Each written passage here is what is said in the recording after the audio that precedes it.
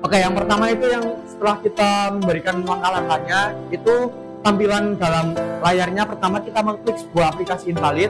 Kemudian yang awal muncul yaitu Assalamualaikum warahmatullahi wabarakatuh. Kami dari kelompok invalid ingin memperkenalkan terlebih dahulu perwakilan saya Fadirayan Pamungkas. Saya Hendra Isa Dwi Maulana Saputra. Saya Vandika Prasetyo. Oke. Jadi di sini latar belakang kami dalam mengambil aplikasi invalid yaitu yang pertama, di era digital seperti ini tentu kita tidak asing dengan sebuah namanya informasi atau berita. Kita dapat mengakses semua berita dan mendapatkan sebuah berita dari berbagai macam platform, contohnya seperti Instagram, Twitter, Facebook, dan lain sebagainya. Tentu di balik itu semua tidak mudah dalam mengakses informasi. Terdapat banyak tantangan besar bagi kita dalam mengelola aplikasi, contohnya yang tersebar seperti berita hoax dan tidak ada kebenarannya. Next. Judul aplikasi kita yaitu mengambil judul invalid, informasi valid. Next. Tujuan kami membuat invalid yaitu yang pertama mengurangi penyebaran hoax. Nah, yang sudah dijelaskan, pada zaman sekarang banyak sekali terjadinya hoax yang sering terjadi di Instagram dan maupun medsos lainnya. Yang kedua, meningkatkan literasi media. Karena zaman sekarang kurangnya literasi, maka kita membuat aplikasi invalid bisa memvalidasi berita. Dan yang ketiga, mendukung kebijakan publik berdasarkan fakta. Next. Untuk target penggunanya sendiri kita menggunakan untuk semua kalangan.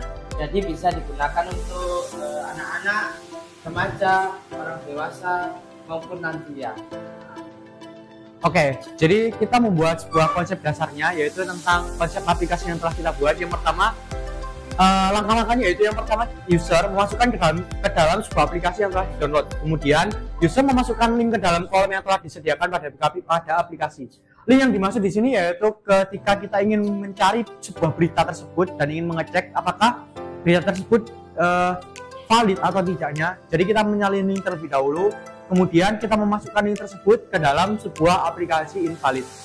Yang ketiga, aplikasi setelah kalian mengcopy link yang telah di-copy, aplikasi memproses kevalidan berita yang telah dicantumkan. Kemudian setelah proses pengecekan selesai, selanjutnya aplikasi memunculkan sebuah presentasi kevalidan dari berita tersebut. Apakah berita tersebut hoax atau berita tersebut tervalidasi. Selanjutnya aplikasinya memberikan beberapa informasi berita yang mirip dengan berita yang dicari. Jadi misal kita mencari sebuah informasi dari link A, kemudian di link tersebut itu ada beberapa kaitannya dengan link yang sama, hampir beritanya sama yang ditunjukkan yang ditampilkan dalam aplikasi. Next.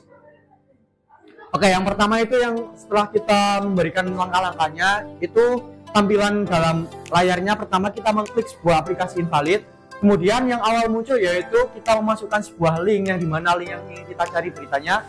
Setelah linknya dimasukkan, nanti kita pencet search dan aplikasi akan memproses sebuah berita yang ingin kita cari. Kemudian pengecekan selesai, selanjutnya muncul presentasi berita yang telah kita cari berapa persen berita tersebut valid atau tidaknya.